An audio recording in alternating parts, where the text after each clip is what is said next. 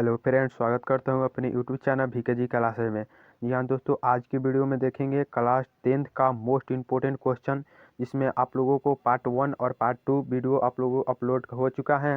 अगर वो वीडियो नहीं देखे हैं तो पहले उस वीडियो को देख लीजिए, जिसमें प्रकाश का परिवर्तन, अपवर्तन, मानव नेत्र और विद्युत धारा पढ़ा दिए हैं। पूरा ऑब्जेक्टिव आप लोगों को 1000 प्लस इसमें ऑब्जेक्टिव हैं जो फिजिक्स ले है ना, इसलिए इसके बाहर आप लोगों को एक भी ऑब्जेक्टिव नहीं पूछा जाएगा। ठीक है दोस्तों, इस वीडियो में आप लोगों को देखिएगा विद्युत धारा के चुंबकीय प्रभाव और ऊर्जा के स्रोत। ठीक है दोस्तों, वीडियो को देर किए बिना स्टार्ट करता हूँ फर्स्ट क्वेश्चन के साथ। ठीक है दोस्तों, पहले चैप्टर का क्या नाम है दोस्तों? विद्युत धारा के चुंबकीय प्रभाव। ठीक है दोस्तों, क्या नाम है? विद्युत धारा के चुंबकीय प्रभाव। इससे बहुत इंपॉर्टेंट क्वेश्चन बनने वाला है। तो चलिए अपने फर्स्ट क्वेश्चन की तरफ बढ़ते हैं। कह रहा है कि किसी विद्युत धारावाही सीधे लंबी परिनालिका के भीतर चुंबकीय क्षेत्र कैसा होता है। ठीक है दोस्तों, इसमें बताना है। तो इसका करेक्ट आंसर हो जाएगा D number is right answer. सभी बिंदुओं पर समान होता है। ठीक है दोस्तों, कैसा होता है दोस्तों? सभी बिंदुओं पर समान होता है। चलिए अगले क्वेश्चन की तरफ बढ़ते हैं। 2 नंबर मोस्ट इंपोर्टेंट क्वेश्चन है, और सारा इसमें देखिए 2009 से लेकर 2022 तक जितना भी PYQ है ना, और प्लस में मॉडल सेट और मेरे द्वारा गेस किया गया क्वेश्चन, तीनों इसमें अटैच किया, जो चैप्टर वाइज कर इसमें वीडियो बना रहा हूँ। ठीक है दोस्तों, तो कह रहा है कि अगला क्वेश्चन कि फ्लेमिंग के वामहस्त नियम में बाएं हाथ की तर्जनी की संकेत क्या देता है। ठीक है दोस्तों, ये भी 2009 में 2019 में पूछा गया सवाल है। तो 2 का करेक्ट आंसर हो जाएगा विद्युत क्षेत्र की दिशा। ठीक है दोस्तों, क्या होगा? विद्युत क्षेत्र की दिशा। चलिए अगले क्वेश्चन की तरफ बढ़ते हैं। कह रहे कि पश्चिम की ओर प्रक्षेपित कोई धनावेशित कण अल्फा कण है। ठीक है दोस्तों, किसी चुंबकीय क्षेत्र द्वारा उत्तर की ओर विक्षेपित हो जाता है तो चुंबकीय क्षेत्र की दिशा क्या होगी। ठीक है दोस्तों, तो चुंबकीय क्षेत्र की दिशा पूछ रहा है। इसमें भी 2018 और 20 में पूछा गया सवाल है। तो इसका करेक्ट आंसर हो जाएगा ऊपर मुखी। क्या होगा दोस्तों? ऊपरी मुखी। चलिए अगले क्वेश्चन की तरफ बढ़ते हैं। 4 नंबर क्वेश्चन है कि विद्युत फ्यूज विद्युत धारा के किस सिद्धांत पर कार्य करता है। देखिए मोस्ट इंपोर्टेंट क्वेश्चन है, मोस्ट इंपोर्टेंट क्वेश्चन है। दो यहाँ पर आप लोगों को देख सकते हैं कितना बार पूछा गया सवाल है। ठीक है दोस्तों, 2011 में, 14 में, 15 में, 16 में, 19 में। ठीक है दोस्तों, तो मोस्ट इंपोर्टेंट क्वेश्चन है, इसको मिस मत कीजिएगा। तो इसका करेक्ट आंसर हो जाएगा ऊष्मीय प्रभाव। ठीक है दोस्तों, क्या हो जाएगा दोस्तों? ऊष्मीय प्रभाव। चलिए अगले क्वेश्चन की तरफ बढ़ते हैं। बैटरी के किस प्रकार की धारा प्राप्त होती है। ठीक है दोस्तों, ये भी 2 बार पूछा गया सवाल है। जो बैटरी है ना, किस प्रकार की धारा प्राप्त होती है, इसका करेक्ट आंसर होगा डिस्ट धारा। क्या होगा दोस्तों? डिस्ट धारा। चलिए अगले क्वेश्चन की तरफ बढ़ते हैं। 6 नंबर क्वेश्चन है कि विद्युत चुम्बकीय प्रेरण की खोज किसने की थी।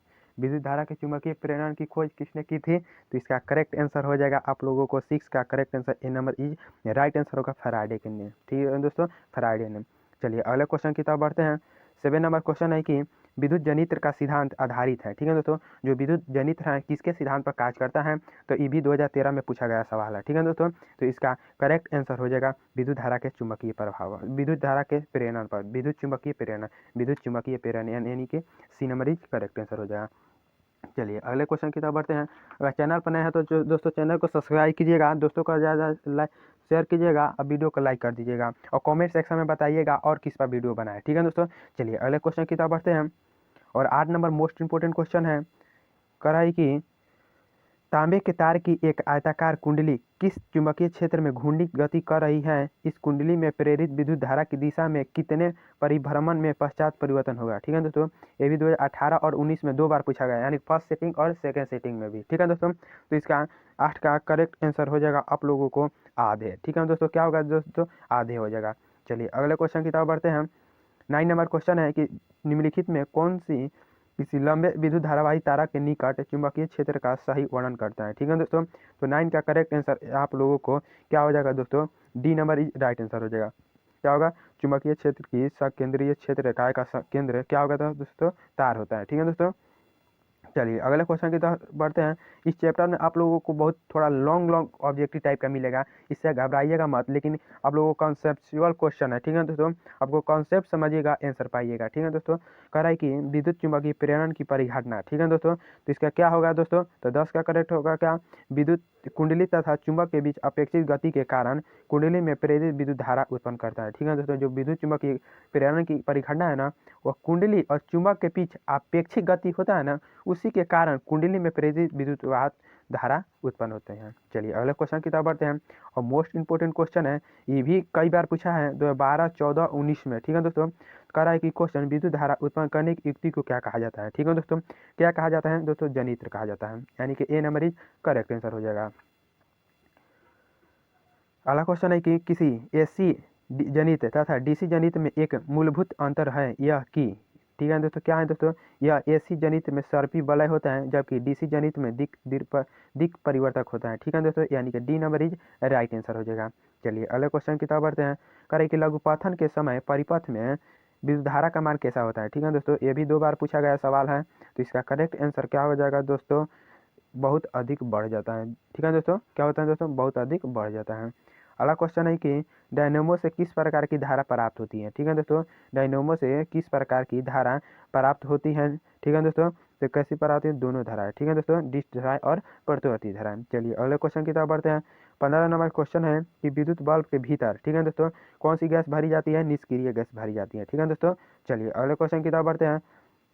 कह रहा है कि दी गई वोल्टेज से स्रोत से जुड़े किसी चालक में प्रति सेकंड उत्पन्न ऊष्मा होती है। ठीक है दोस्तों, कैसी उत्पन्न ऊष्मा होती है दोस्तों, तो 16 का करेक्ट आंसर हो जाएगा, धारा के वर्ग के समानुपाती होती है। ठीक है दोस्तों, धारा के वर्ग के समानुपाती होती है। चलिए अगले क्वेश्चन की तरफ बढ़ते हैं। विद्युत चुंबक, ठीक है दोस्तों, ये भी 2014 में पूछा गया सवाल है। कह रहा है कि विद्युत चुंबक है ना, वो कैसी होती है। ठीक है दोस्तों, तो 17 का correct answer C number is right answer होगा, नर्म लोहे के दंड पर लिपटी चालक कुंडली है। ठीक है दोस्तों, चलिए अगले क्वेश्चन की तरफ बढ़ते हैं। 18 number question most important question है कि विद्युत धारा उत्पन्न करती है। ठीक है दोस्तों, विद्युत धारा कौन उत्पन्न करती है, चुंबकीय क्षेत्र। ठीक है दोस्तों, चुंबकीय क्षेत्र। चलिए अगले क्वेश्चन की तरफ बढ़ते हैं। देखिए मोस्ट इंपोर्टेंट क्वेश्चन है, ये आने का 99% चांस है। करे कि पृथ्वी का विभव होता है। ठीक है दोस्तों, जो पृथ्वी पर कौन सा विभव होता है, ऋणात्मक होगा कि धनात्मक होगा कि शून्य होगा कि अनंत होगा। ठीक है दोस्तों, क्या हो जाएगा दोस्तों, यहाँ पर 19 का करेक्ट आंसर हो जाएगा आप लोगों को, C number is right answer क्या होगा दोस्तों, शून्य होगा। चलिए अगले क्वेश्चन की तरफ बढ़ते हैं। 20 नंबर क्वेश्चन है कि विद्युत फ्यूज तार में मिश्रण होता है। ठीक है दोस्तों, विद्युत फ्यूज तार में किसका मिश्रण होता है, ये भी पूछा गया सवाल है 2011 में। इसका करेक्ट आंसर होगा टीन और सीसा का। ठीक है दोस्तों, टीन और सीसा का, जो टंगस्टन होता है वही टीन और सीसा से बना होता है। चलिए अगले क्वेश्चन की तरफ बढ़ते हैं। करें कि विद्युत वाहक बल का मात्रक क्या होता है। ठीक है दोस्तों, विद्युत वाहक बल का मात्रक क्या होता है दोस्तों, वोल्ट होता है। ठीक है दोस्तों, चलिए अगले क्वेश्चन की तरफ बढ़ते हैं। करें कि विद्युत बल क्षेत्र का एसआई मात्रक पूछ रहा है। ठीक है दोस्तों, विद्युत चुंबकीय, यहाँ पर चुंबकीय बल क्षेत्र का एसआई मात्रक पूछ रहा है। ठीक है दोस्तों, क्या होगा दोस्तों, न्यूटन प्रति एम्पियर मीटर। क्या होगा दोस्तों, न्यूटन प्रति एम्पियर मीटर हो जाएगा। ठीक है दोस्तों, चलिए अगले क्वेश्चन की तरफ बढ़ते हैं। कह रहा है कि चुंबकीय क्षेत्र के प्रभाव में विद्युत धारा, ठीक है दोस्तों, चुंबकीय क्षेत्र के प्रभाव में विद्युत धारा चालक पर बल उत्पन्न करता है। ठीक है दोस्तों, चालक पर बल उत्पन्न होता है। चलिए अगले क्वेश्चन की तरफ बढ़ते हैं। 14 नंबर क्वेश्चन है कि चुंबक द्वारा धारावाही चालक पर लगाए गए बल की दिशा ज्ञात की जाती है। ठीक है दोस्तों, कैसे ज्ञात की जाती है, फ्लेमी के बामस्त नियम से। ठीक है दोस्तों, फ्लेमी के बामस्त नियम से, यानी कि ए नंबर इज राइट आंसर हो जाएगा। अगला क्वेश्चन है कि डायनेमो के कार्य सिद्धांत है। ठीक है दोस्तों, डायनेमो के कार्य सिद्धांत किसके सिद्धांत पर कार्य करता है, तो किसके सिद्धांत पर कार्य करता है दोस्तों, विद्युत चुंबकीय प्रेरण के सिद्धांत पर कार्य करता है, यानी कि ए नंबर इज करेक्ट आंसर हो जाएगा। अगला क्वेश्चन है कि विद्युत मोटर को चलाया जाता है। ठीक है दोस्तों, विद्युत मोटर को किससे चलाया जाता है दोस्तों, प्रतिवर्ती और डिस्ट धारा दोनों से। ठीक है दोस्तों, प्रतिवर्ती और डिस्ट धारा दोनों से। चलिए अगले क्वेश्चन की तरफ बढ़ते हैं। यहाँ पर आप लोगों को टाइम नहीं पास कर रहा हूँ, क्योंकि आप लोगों को फटाफट आप ऑब्जेक्टिव हैं, उसमें आप लोगों को 14 से ही आप लोगों को एग्जाम है। ठीक है दोस्तों, इसलिए आप लोगों को थोड़ा से भी टाइम को मिस यूज नहीं कर रहा हूँ। ठीक है दोस्तों, क्वेश्चन है और इसका आंसर करेक्ट है। ठीक है दोस्तों, तो चलिए अगले क्वेश्चन की तरफ बढ़ते हैं। 27 नंबर क्वेश्चन है कि विद्युत मोटर की क्रिया आधारित है। ठीक है दोस्तों, तो विद्युत मोटर की क्रिया किस पर आधारित है, विद्युत धारा और चुंबकीय प्रभाव। ठीक है दोस्तों, यानी कि ए नंबर इज करेक्ट आंसर हो जाएगा। अगला क्वेश्चन है कि डायनेमो के द्वारा बदला जाता है। ठीक है दोस्तों, डायनेमो के द्वारा बदला जाता है, तो 28 का करेक्ट आंसर क्या हो जाएगा दोस्तों, यांत्रिक ऊर्जा को विद्युत ऊर्जा में। जो डायनेमो है ना, डायनेमो किस में बदला जाता है, यांत्रिक ऊर्जा से विद्युत ऊर्जा में। चलिए अगले क्वेश्चन की तरफ बढ़ते हैं। यहाँ पर 29 नंबर क्वेश्चन है कि क्वेश्चन आप लोगों को पढ़िएगा, कर है कि किसी चालक है, ठीक है दोस्तों, कुंडली की ओर उससे दूर एक क्षण चुंबक को लाया जाता है तो कुंडली में धारा उत्पन्न होती है, तो यह घटना किसका उदाहरण है। ठीक है दोस्तों, 29 का करेक्ट आंसर हो जाएगा आप लोगों को विद्युत चुंबकीय प्रेरण का। ठीक है दोस्तों, विद्युत चुंबकीय प्रेरण पर का। चलिए अगले क्वेश्चन की तरफ बढ़ते हैं। 30 नंबर क्वेश्चन है कि विद्युत धारा के कारण उत्पन्न चुंबकीय क्षेत्र की दिशा ज्ञात की जाती है। ठीक है दोस्तों, ये 18 में पूछा गया सवाल है, तो इसका करेक्ट आंसर हो जाएगा आप लोगों को फ्लेमिंग के बामहस्त नियम से। ठीक है दोस्तों, फ्लेमिंग के बामहस्त नियम से। अगला क्वेश्चन है कि प्रेरित धारा को दिशा प्राप्त होती है। ठीक है दोस्तों, प्रेरित धारा को दिशा प्राप्त होती है, कैसी प्राप्त होती है दोस्तों? 31 का करेक्ट आंसर हो जाएगा दक्षिण दस्त हस्त नियम से। ठीक है दोस्तों, दक्ष हस्त नियम से। अगला क्वेश्चन है कि 32 नंबर इंपॉर्टेंट क्वेश्चन है कि विद्युत चुंबकीय प्रेरण उत्पन्न करने के लिए, ठीक है दोस्तों, विद्युत चुंबकीय प्रेरण उत्पन्न करने के लिए किसी कुंडली और चुंबक में परस्पर सापेक्षिक गति धारा उत्पन्न करना पड़ता है। ठीक है दोस्तों, कैसा उत्पन्न करना पड़ता है? धारा उत्पन्न करना पड़ता है। ठीक है दोस्तों, अगला क्वेश्चन है कि 33 नंबर कि किसी कुंडली, ठीक है दोस्तों, किसी कुंडली में प्रेरित विद्युत वाहक बल का मान उसके संबंध चुंबकीय फ्लक्स में परिवर्तन की दर कैसा होता है? ठीक है दोस्तों, तो यहाँ पर किस कैसा होता है दोस्तों?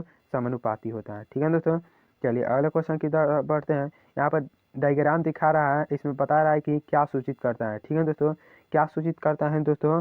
यहाँ पर क्षण चुंबक के क्या करता है? क्षण चुंबक के चारों ओर बल रेखा है। ठीक है दोस्तों, यहाँ पर ये वाला है ना, यहाँ पर बल रेखा है, ये दोस्तों इसको क्या बोला जाता है? बल रेखा है। ठीक है दोस्तों, क्या कहा जाता है? बल रेखा है। ठीक है दोस्तों, चलिए अगले क्वेश्चन की तरफ बढ़ते हैं। 35 नंबर क्वेश्चन है कि किसी क्षण चुंबक के अंदर चुंबकीय क्षेत्र की रेखाएं क्या होती है? ठीक है दोस्तों, क्षण चुंबक के कारण किस में? अंदर में पूछ रहा है, तो इसका करेक्ट आंसर होता है उत्तर ध्रुव से दक्षिण ध्रुव। ठीक है दोस्तों, उत्तर ध्रुव से दक्षिण ध्रुव। अगला क्वेश्चन है कि घरेलू विद्युत परिपथ में उदासीन तार का रंग कैसा होता है? ठीक है दोस्तों, ये भी 2018 में पूछा गया है, तो 36 का करेक्ट आंसर हो जाएगा काला। ठीक है दोस्तों, क्या होगा दोस्तों? काला हो जाएगा। अगला क्वेश्चन है कि किस युक्ति में विद्युत बल्ब दिक् परिवर्तन का कार्य करता है? ठीक है दोस्तों, कैसा करेगा? किस युक्ति में विभक्त बल दिक् परिवर्तन का कार्य करता है? कैसा कार्य करता है दोस्तों? विद्युत मोटर के द्वारा, विद्युत मोटर जैसा कार्य करता है। चलिए अगले क्वेश्चन की तरफ बढ़ते हैं। 38 नंबर क्वेश्चन कराई कि 38 नंबर जल विद्युत संयंत्र किस ऊर्जा को विद्युत ऊर्जा में परिवर्तित करता है? ठीक है दोस्तों, ये भी 2018 में पूछा गया क्वेश्चन है, तो 38 का करेक्ट आंसर होगा स्थितिज ऊर्जा। ठीक है दोस्तों, क्या होगा दोस्तों? स्थितिज ऊर्जा। अगला क्वेश्चन है कि कराई कि 39 नंबर क्वेश्चन किसी विद्युत धारावाही धातु से एक चुंबकीय क्षेत्र संबंध होता है, तार के चारों ओर क्षेत्र रेखाएं अनेक सकेंद्रीय वृत्तों के रूप में होती हैं जिनकी दिशा ज्ञात की जाती है। ठीक है दोस्तों, तो 39 का करेक्ट होगा दक्षिण हस्त अंगूठा के नियम द्वारा। ठीक है दोस्तों, यानी कि ए नंबर इज करेक्ट आंसर हो जाएगा। अगले क्वेश्चन की तरफ बढ़ते हैं। कह रहा है कि वह उपकरण जो किसी विद्युत परिपथ में विद्युत धारा की उपस्थिति में संसूचित करता है उसे क्या कहा जाता है? ठीक है दोस्तों, उसे क्या कहा जाता है दोस्तों? गैल्वेनोमीटर कहा जाता है। ठीक है दोस्तों, चलिए अगला क्वेश्चन है कि माइकल फैराडे थे, ठीक है दोस्तों, क्या थे दोस्तों? एक प्रसिद्ध क्या थे दोस्तों? क्या थे? भौतिक शास्त्री थे। ठीक है दोस्तों, क्या थे दोस्तों? भौतिक शास्त्री थे। अगला क्वेश्चन है कि एक परिरूपी सौर सेल कितना विद्युत विभवांतर विकसित करता है? ठीक है दोस्तों, ये भी 2018 में पूछा गया सवाल है, 0.5 से 1.0 वोल्ट तक। ठीक है दोस्तों, अगला क्वेश्चन है कि 43 नंबर जब कुंडली की गति की दिशा चुंबकीय क्षेत्र की दिशा के लंबवत होती है तब कुंडली में उत्पन्न धारा कैसी होती है? ठीक है दोस्तों, कैसी होती है? कभी कभी कम कभी अधिक होती है। ठीक है दोस्तों, कभी कम कभी अधिक होती है। अगला क्वेश्चन है कि ऐसी विद्युत धारा जो एक समान काला अंतरों के पश्चात अपनी दिशा में परिवर्तन कर लेती है उसे क्या कहा जाता है? ठीक है दोस्तों, उसे क्या कहा जाता है? प्रतिवर्ती धारा कहा जाता है। अगला क्वेश्चन है कि भारत में उत्पादित प्रतिवर्ती विद्युत धारा की आवृत्ति कैसी होती है? 2018 में पूछा गया सवाल है, तो 50 हर्ट्ज होती है। ठीक है दोस्तों, कितनी होती है दोस्तों? 50 हर्ट्ज होती है। अगला क्वेश्चन है कि घरेलू विद्युत परिपथ में विद्युन्मय तार यानी कि विद्युन्मय तार को कहा जाता है धनात्मक तार। ठीक है दोस्तों, का रंग कैसा होता है? ठीक है दोस्तों, कैसा होता है दोस्तों? लाल होता है। ठीक है दोस्तों, चलिए अगले क्वेश्चन की तरफ बढ़ते हैं। चैनल पर नया है तो चैनल को सब्सक्राइब कीजिएगा, वीडियो को लाइक कीजिएगा, दोस्तों को ज़्यादा शेयर कीजिएगा। कह रहा है कि हमारे देश में विद्युन्मय तार एवं उदासीन तार के बीच का कितना विभवांतर होता है? ठीक है दोस्तों, तो 47 का करेक्ट आंसर होगा 220 वोल्ट। ठीक है दोस्तों, अगला क्वेश्चन है कि विद्युत, ठीक है दोस्तों, किसी विद्युत परिपथ में विद्युत धारा अकस्मात बहुत अधिक हो जाती है तो इसे क्या कहा जाता है? ठीक है दोस्तों, अचानक बढ़ जाता है तो उसे क्या कहा जाता है दोस्तों? यहाँ पर 48 का करेक्ट आंसर हो जाएगा लघुपथन। ठीक है दोस्तों, लघुपथन को क्या कहा जाता है? शॉर्ट सर्किट कहा जाता है। ठीक है दोस्तों, शॉर्ट सर्किट कहा जाता है। चलिए अगले क्वेश्चन की तरफ बढ़ते हैं। करें कि विद्युत परिपथ की लघुपथन अथवा अधिभारण के कारण होने वाली हानि की सुरक्षा के सबसे महत्वपूर्ण क्या है। ठीक है दोस्तों, कौन सी युक्ति है दोस्तों, कौन सी युक्ति है दोस्तों आप लोगों को, तो यहाँ पर फ्यूज है। ठीक है दोस्तों, चलिए अगले क्वेश्चन की तरफ बढ़ते हैं। करें कि दिक् सूचक की होती है। ठीक है दोस्तों, दिक् सूचक की सुई कैसी होती है। ठीक है दोस्तों, दिक् सूचक की सुई कैसी होती है दोस्तों, क्षण चुंबक है। ठीक है दोस्तों, अगला क्वेश्चन है कि चुंबक के सजातीय ध्रुवों के बीच का परस्पर क्या हो जाता है। ठीक है दोस्तों, चुंबकों के सजातीय ध्रुवों के बीच परस्पर क्या होता है दोस्तों, प्रतिकर्षण होता है। अगला क्वेश्चन है कि किसी चुंबक के चारों ओर वह क्षेत्र जिसके बल का संसूचक किया जाता है चुंबक का क्या कहलाता है। ठीक है दोस्तों, क्या कहलाता है दोस्तों, चुंबकीय क्षेत्र कहलाता है। चलिए अगला क्वेश्चन है कि चुंबकीय क्षेत्र एक कैसी राशि है जिसमें, ठीक है दोस्तों, परिणाम होकर की दिशा की ए बी और दो यानी कि इनमें से कोई बताना है। ठीक है दोस्तों, यहाँ पर बताना है तो 53 का करेक्ट आंसर हो जाएगा ए और बी दोनों। ठीक है दोस्तों, यानी कि इसमें चुंबकीय क्षेत्र है तो वह सदिश राशि है। ठीक है दोस्तों, वह कैसी राशि है दोस्तों, वेक्टर क्वांटिटी है, और वेक्टर क्वांटिटी में परिणाम मैग्नीट्यूड और डायरेक्शन दिशा दोनों होती है। ठीक है दोस्तों, यानी कि इसका करेक्ट आंसर हो जाएगा C number is right answer, परिणाम दिशा ए बी और दो। ठीक है दोस्तों, कराई की चुंबकीय क्षेत्र रेखाएं। ठीक है दोस्तों, चुंबकीय क्षेत्र रेखाएं कैसी होती हैं। ठीक है दोस्तों, बंद वक्र की तरह होती है।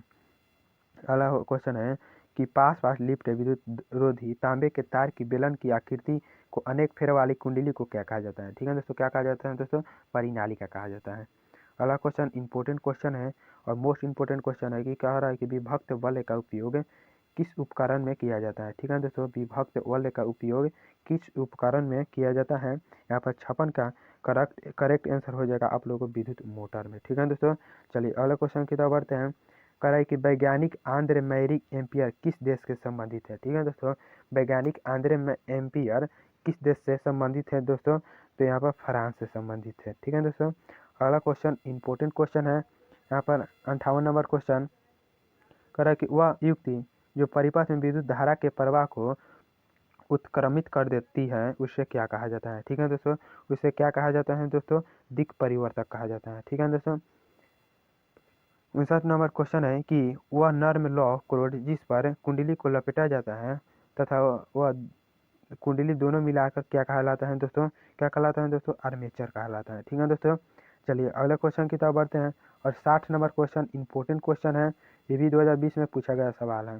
ठीक है दोस्तों, कह रहा है कि विद्युत धारा के चुंबकीय प्रवाह की खोज किसने की थी। ठीक है दोस्तों, ये 2020 में पूछा गया सवाल है, तो 60 का करेक्ट आंसर क्या होगा दोस्तों, आस्टेन ने की थी। विद्युत धारा के चुंबकीय प्रवाह की खोज किसने की थी दोस्तों, आस्टेन ने की थी। कह रहा है कि विद्युत मोटर, ठीक है दोस्तों, परिवर्तित किया जाता है, किसमें परिवर्तित किया जाता है दोस्तों, यहाँ पर विद्युत ऊर्जा को किसमें दोस्तों, विद्युत ऊर्जा को यांत्रिक ऊर्जा में। ठीक है दोस्तों, विद्युत ऊर्जा को यांत्रिक ऊर्जा में, यानी कि D number is correct answer हो जाएगा। क्या है दोस्तों, D number is correct answer हो जाएगा। अगला क्वेश्चन है कि स्विच लगाए जाते हैं। ठीक है दोस्तों, स्विच किस में लगाए जाते हैं। ठीक है दोस्तों, ये भी 2020 में पूछा गया सवाल है, तो 62 का करेक्ट आंसर हो जाएगा गर्म तार में। ठीक है दोस्तों, गर्म तार में। चलिए अगले क्वेश्चन की तरफ बढ़ते हैं और इस चैप्टर का लगभग अगला नेक्स्ट यहाँ पर मोस्ट इम्पोर्टेंट क्वेश्चन है, करें कि वह उपकरण जो विद्युत ऊर्जा को यांत्रिक ऊर्जा में बदल देता है उससे क्या कहा जाता है। ठीक है दोस्तों, उसको क्या कहा जाता है दोस्तों, विद्युत मोटर कहलाता है। ठीक है दोस्तों, क्या कहलाता है, विद्युत मोटर कहलाता है। ठीक है दोस्तों, यह था आप लोगों को विद्युत धारा के चुंबकीय प्रभाव से 63 ऑब्जेक्टिव। ठीक है दोस्तों, एक आप लोगों को एक चैप्टर से इतना ऑब्जेक्टिव करा रहा हूँ, एक भी मिस नहीं होगा। ठीक है दोस्तों, इस चैप्टर से आप लोगों को एक भी बाहर क्वेश्चन नहीं आएगा। ठीक है दोस्तों, अब अगले चैप्टर की तरफ बढ़ते हैं। ठीक है दोस्तों, इस चैप्टर से पहले आप चलिए इससे भी आप लोगों को मोस्ट इंपॉर्टेंट क्वेश्चन है। ठीक है दोस्तों, ऊर्जा के स्रोत। ठीक है दोस्तों, 5 चैप्टर का नाम है क्या है दोस्तों, ऊर्जा के स्रोत। इससे भी इंपॉर्टेंट क्वेश्चन आता है और क्वेश्चन हर एक बार भी आता है। ठीक है दोस्तों, कह रहा है कि गर्म जल प्राप्त करने के लिए हमें सौर जल तापक का उपयोग किस दिन में नहीं करते हैं। ठीक है दोस्तों, किस में नहीं करते हैं, बादलों वाले दिन में, और 2020 में पूछा गया सवाल है। अगला क्वेश्चन है 2 नंबर की निम्नलिखित में कौन सा जैव मात्रा ऊर्जा स्रोत का उदाहरण नहीं है। ठीक है दोस्तों, किसमें नहीं है। ठीक है दोस्तों, तो इसका करेक्ट आंसर क्या हो जाएगा दोस्तों, नाभिकीय ऊर्जा में। क्या होगा दोस्तों, नाभिकीय ऊर्जा में। ठीक है दोस्तों, ये भी 2014 में पूछा गया सवाल है। ठीक है दोस्तों, यहाँ पर आप लोगों को इंडिकेट कर दिया है क्योंकि आप लोग को क्वेश्चन में निकालिएगा, देख सकते हैं कि यह पूछा है कि नहीं पूछा है। ठीक है दोस्तों, तो कह रहा है कि क्वेश्चन, जितनी ऊर्जा स्रोत हम उपयोग में लाते हैं उनमें से अधिकांश सौर ऊर्जा को निरूपित करते हैं। निम्नलिखित में कौन कौन सा ऊर्जा स्रोत अंततः सौर ऊर्जा से व्युत्पन्न नहीं होता है। ठीक है दोस्तों, नहीं है, तो 3 का करेक्ट आंसर होगा भूतापीय ऊर्जा। ठीक है दोस्तों, क्या होगा दोस्तों, भूतापीय ऊर्जा। अगले क्वेश्चन की तरफ बढ़ते हैं। कह रहा है कि पवन विद्युत जनित्र में पवन की चाल कम से कम कितनी होनी चाहिए। ठीक है दोस्तों, ये भी मोस्ट इम्पोर्टेंट क्वेश्चन है और बार बार पूछा गया सवाल है। ठीक है दोस्तों, 2014 और 19 में पूछा है, तो इसका करेक्ट आंसर हो जाएगा 15 किलोमीटर पर घंटा। ठीक है दोस्तों, अगले क्वेश्चन की तरफ बढ़ते हैं। 5 नंबर क्वेश्चन है कि निम्नलिखित में कौन सा बायोगैस ईंधन का स्रोत नहीं है, और 2011 में पूछा गया भी सवाल है। तो कौन नहीं है दोस्तों, तो नाभिकीय ऊर्जा नहीं है। ठीक है दोस्तों, नाभिकीय ऊर्जा नहीं है। अगला क्वेश्चन 6 नंबर क्वेश्चन है कि ऊर्जा का सबसे अधिक प्रत्यक्ष एवं विशाल स्रोत क्या है। ठीक है दोस्तों, ऊर्जा का सबसे अधिक प्रत्यक्ष एवं विशाल स्रोत क्या है। ठीक है दोस्तों, क्या है दोस्तों, सूर्य है। ठीक है दोस्तों, यह भी प्राकृतिक है, ये अभी खत्म नहीं हो सकता है। 7 नंबर क्वेश्चन है और 2014 में पूछा गया सवाल है। ठीक है दोस्तों, कह रहा है कि यहाँ पर देख सकते हैं, जीवाश्म ईंधन का उदाहरण बताना है। ठीक है दोस्तों, तो 7 का करेक्ट आंसर कोयला होगा। ठीक है दोस्तों, क्या होगा दोस्तों, कोयला हो जाएगा।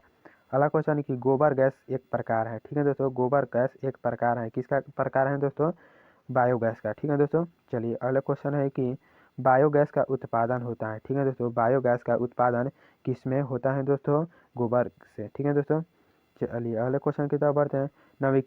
नवीकरणीय ऊर्जा का स्रोत बताना है। ठीक है दोस्तों, नवीकरणीय ऊर्जा का स्रोत बताना है तो सौर ऊर्जा होगा, ये भी 2015 में पूछा गया सवाल है।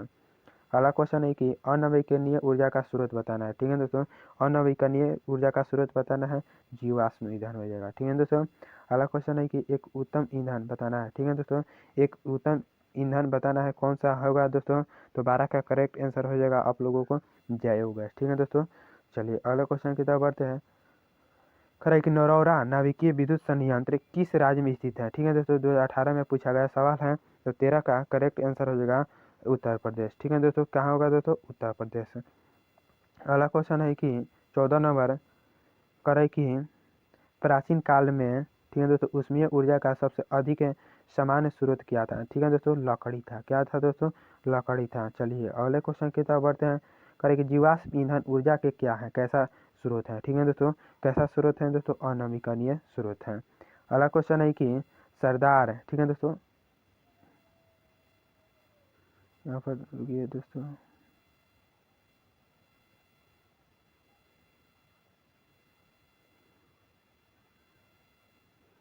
यहाँ पर था, करे कि सरदार सरोवर बांध किस नदी पर बना है। ठीक है दोस्तों, तो सरदार सरोवर बांध किस नदी पर बना है दोस्तों, नर्मदा नदी पर बना है।